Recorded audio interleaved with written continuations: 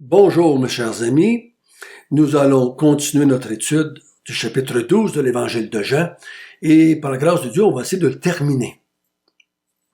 Notre bon Père du ciel, conduis-nous encore une fois à travers ces versets. Aide-nous à saisir les vérités. Parce que c'est ta parole, c'est toi qui parles. Comment c'est important pour nous les humains de s'arrêter et de se concentrer et de faire un effort ultime pour bien comprendre ce que le Créateur du ciel et de la terre nous dit. C'est une forme de respect, c'est une forme de piété d'écouter quand Dieu parle. Amen. Donc, on a vu que le chapitre 12, c'était Jésus qui sait que son heure est arrivée, il sait qu'il va mourir dans les quelques jours qui s'en viennent. Il sait comment, il sait où, il sait qu'il va être élevé, il sait qu'il va mourir de la main des Juifs, par les Romains, il sait tout cela.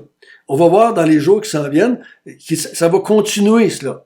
Il va provoquer, c'est ce que je voulais amener comme deuxième point, non seulement il le sait, il le désire, il le provoque. On a vu tout au long, il fuit quand c'est pas son heure, mais maintenant que son heure est arrivée, il vient se jeter dans la gueule du loup ou dans la gueule des lions. Il sait que c'est à Jérusalem qu'il va mourir. C'est là que les chefs religieux ont pris la décision de le saisir, de le faire mourir, mais il revient tout de même à Jérusalem. Parce qu'il provoque les chefs religieux pour qu'ils passent à l'action et le fassent mourir. C'est la preuve qu'il est Dieu. C'est la preuve qu'il contrôle les événements. C'est la preuve que rien n'est au hasard avec Dieu. Tout est planifié de toute éternité. Donc, il a dit à Marie, ma sépulture s'en vient.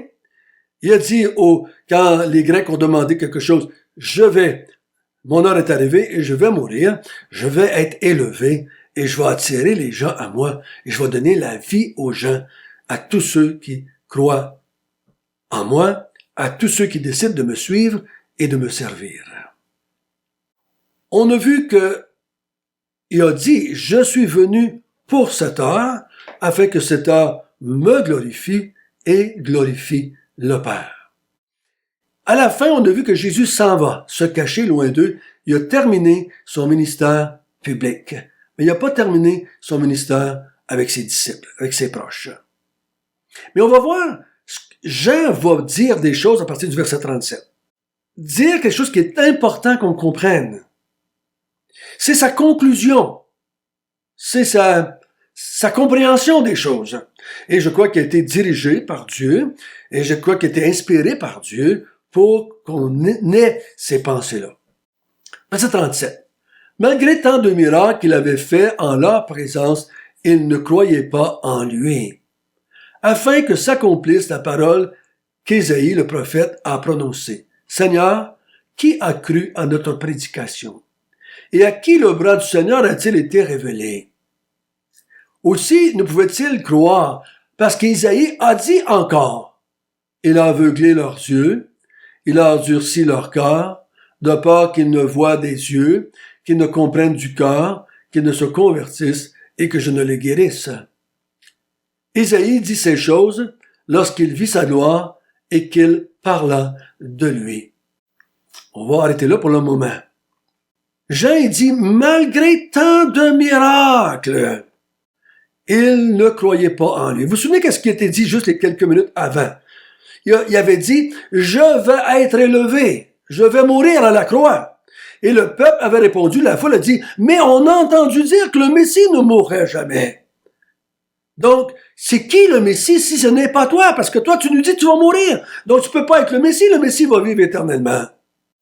Il ne croit pas en lui à cause des déclarations ou à cause de sa mort. Et je crois personnellement que la mort de Jésus à la croix va être un scandale pour les Juifs. Et beaucoup de gens qui l'ont suivi pendant ces 3 ans-là vont le rejeter parce qu'il est mort. Et ils ne voudront pas croire à sa résurrection. C'est ce que l'apôtre Paul va dire. Scandale pour les Juifs. Scandale pour les Juifs. La mort de Jésus ou un Messie crucifié. Mais c'est comme si Jean disait, mais comment sont-ils venus à ne pas croire? Il a fait tellement de miracles. Il a dit tellement de choses, il a fait tellement bien. C'est un être extraordinaire, merveilleux, bon. Pourquoi vont-ils l'élever finalement? Verset 38, le petit mot commence « afin que ». Il y a une raison qu'ils n'ont pas cru. Après tant de miracles, tant de choses. C'est afin que s'accomplisse la parole qu'Isaïe le prophète a prononcée. Qui a cru à notre prédication? Qui a cru? Dans Isaïe, c'est qui a cru quand le prophète a parlé? Qui a cru quand Dieu a parlé par le prophète? Qui a cru quand Dieu a parlé dans l'Ancien Testament? Et ici, l'auteur dit, mais qui a cru vraiment quand Jésus a parlé? Qui vraiment a cru? Malgré tant de miracles, qui vraiment a cru? Ça devait s'accomplir, ça devait être comme cela. Ça devait être comme cela. Parce que si tout le monde avait cru, ou si la grande majorité avait cru, Christ ne serait pas mort, le grain de blé ne serait pas mort, et le grain de blé n'aurait pas donné la vie à personne. Si Jésus n'aurait pas été élevé, il n'aurait pas pu attirer les hommes à lui. S'il ne serait pas mort, il n'aurait pas pu être glorifié. Et Dieu n'aurait pas pu être glorifié. Il fallait que ça l'arrive de même. C'était planifié, orchestré comme cela. Et il va plus loin que ça. Il y en a qui n'aiment pas ce verset-là. Il y en a qui graissent des dents quand on ose dire quelque chose de même. Verset 39. Aussi, une autre prophétie, aussi ne pouvait-il pas croire. Il ne pouvait pas croire. C'est, malgré tant de miracles, pas grand monde a cru, mais il ne pouvait pas croire. Pourquoi ne pouvait-il pas croire après tant de miracles? C'est comme si Jean dirait, il aurait dû tous se convertir, tous croire, après tant de miracles. Mais il dit au verset 40, il a aveuglé leurs yeux, il a endurci leur cœur, de peur qu'ils ne voient des yeux, qu'ils ne comprennent du cœur, qu'ils ne se convertissent et que je ne les guérisse. Isaïe dit ces choses lorsqu'il vit la gloire de Dieu et qu'il parla de lui. Isaïe a parlé. Dans l'Ancien Testament, il dit que Dieu a endurci des cœurs. À cette époque-là. Mais c'est aussi prophétique pour la venue du Messie. Donc, Dieu a fait un plan. Et les hommes, l'Israël de cette époque, de cette génération, où le Messie était pour naître, doivent le mettre en croix. Doivent le faire mourir, le crucifier d'une mort infâme, d'une mort épouvantable. La mort la pire qui ne pouvait pas exister sur la croix. Tué par les païens. Pour que cela arrive, il faut que les gens ne croient pas. Et pour qu'ils ne croient pas, après tant de miracles et tant d'enseignements, il dit, le il dans Ésaïe, c'est Dieu. Mais le il ici appliqué à Jésus. Il a endurci leur cœur. Il a aveuglé leurs yeux, de peur qu'ils ne voient des yeux, qu'ils ne comprennent du cœur, qu'ils ne se convertissent et qu'ils ne les guérissent. Intentionnellement, divinement, souverainement, il endurcit le cœur de cette génération-là pour qu'ils ne croient pas et qu'ils le mettent en croix. Comprenez bien ceci. Ils ont endurci leur propre cœur aussi. Ils ont toutes leurs responsabilités, les êtres humains. Ils ont toute leur méchanceté, les êtres humains, depuis Adam. Dieu n'est pas en train de dire, ou Jean n'est pas en train de dire que c'est des gens qui n'étaient pas responsables, puis des gens qui n'étaient pas méchants, puis Dieu les a rendus méchants. Non. Mais en même temps, l'auteur ici n'est pas en train de vouloir nous parler autant de la foule que celui qui a agi sur la foule. Si je veux démontrer que Jésus est bel et bien donné sa vie, que personne ne lui a ôté la vie, mais qu'il l'a donnée de lui-même, je dois démontrer qu'il n'est pas une victime de la part de la méchanceté des êtres humains. Si Jésus s'est fait tuer ou mis en croix par une gang de méchants, puis c'est pas ça qu'il voulait, il n'est pas Dieu. Et il peut pas être le sauveur du monde. Il ne peut pas dire j'ai donné ma vie ou j'offre ma vie de moi-même s'il a été une victime. Donc, Jean, pour qu'on comprenne cela, et c'est ça que lui a compris aussi, quand il a médité sur ce qu'il avait vécu avec Jésus pendant 3 ans, c'est qu'il a endurci leur cœur. Ça ne veut pas dire qu'aucun de ces gens-là peut se convertir après que Jésus soit ressuscité, parce qu'on va voir que c'est par dizaines de milliers après qu'ils vont se convertir quand les apôtres vont prêcher. Il y a des dizaines de milliers qui vont se convertir en Israël. C'est pas tout le peuple, bien entendu. Mais beaucoup de gens vont se convertir après. Beaucoup de gens, finalement, vont croire qu'il était le Christ, le Fils de Dieu. Mais pour que le plan de Dieu s'accomplisse, pour que l'œuvre de Dieu s'accomplisse, pour que Christ soit mis à la croix, quand, où, comment lui le voulait, il a endurci les cœurs, il a aveuglé les yeux, pour qu'il accomplisse son plan. Ça, c'est une preuve que Jésus est divin. Super divin. Merveilleusement divin. Qu'il est merveilleusement Dieu. Parce qu'il y a juste Dieu qui peut agir sur les cœurs de cette façon-là. Il y a juste Dieu qui peut endurcir. Mais il y a juste Dieu qui peut aussi donner la vie. Je suis content de voir qu'il peut endurcir. Parce que ça lui donne aussi le pouvoir de pouvoir me transformer par après. S'il n'y a pas le pouvoir de m'endurcir, il n'y a pas le pouvoir de me ressusciter spirituellement, il n'y a pas le pouvoir de me faire voir spirituellement, s'il n'y a pas le pouvoir de me rendre aveugle spirituellement, il n'y a pas le pouvoir de me faire voir spirituellement. S'il n'y a pas le pouvoir de m'empêcher de me convertir, il n'y a pas le pouvoir de me convertir. S'il n'y a pas le pouvoir de me rendre malade, il n'y a pas le pouvoir de me guérir. Ça va ensemble, ces deux choses-là. À cause que ça avait été prophétisé, que le Messie devait mourir de cette façon-là, Dieu a intervenu dans les foules, dans les gens, autant dans les individus comme Judas que dans les gens alentours. Il est intervenu sur la race humaine pour que s'accomplisse le plan de Dieu. Parce qu'il doit s'accomplir ce plan-là si on veut le salut d'humanité. Mais en même temps, il faut aller plus loin que juste le salut d'humanité. Parce que le salut d'humanité, c'est un moyen pour que le Fils et le Père soient glorifiés.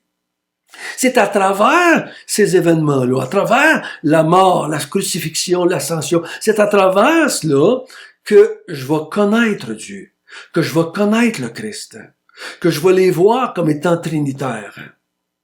Je vais tout voir cela. Ça doit arriver comme cela. Et c'était la conclusion de Jean.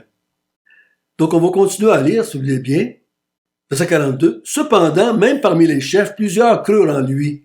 Mais, à cause des pharisiens, ils n'en faisaient pas l'aveu, par la crainte d'être exclus des synagogues, car ils aimaient la gloire des hommes plus que la gloire de Dieu. Voyez-vous ici, c'est pas juste que Dieu est intervenu, l'être humain est méchant. L'être humain est méchant. Donc, Dieu n'a pas endurci des gens bons, il a endurci des gens méchants. OK?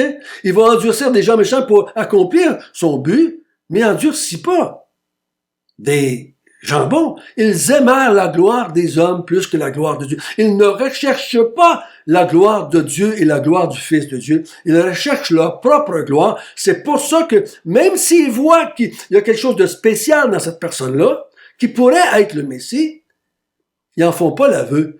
Ils aiment mieux être reçus des hommes que d'être reçus par Dieu.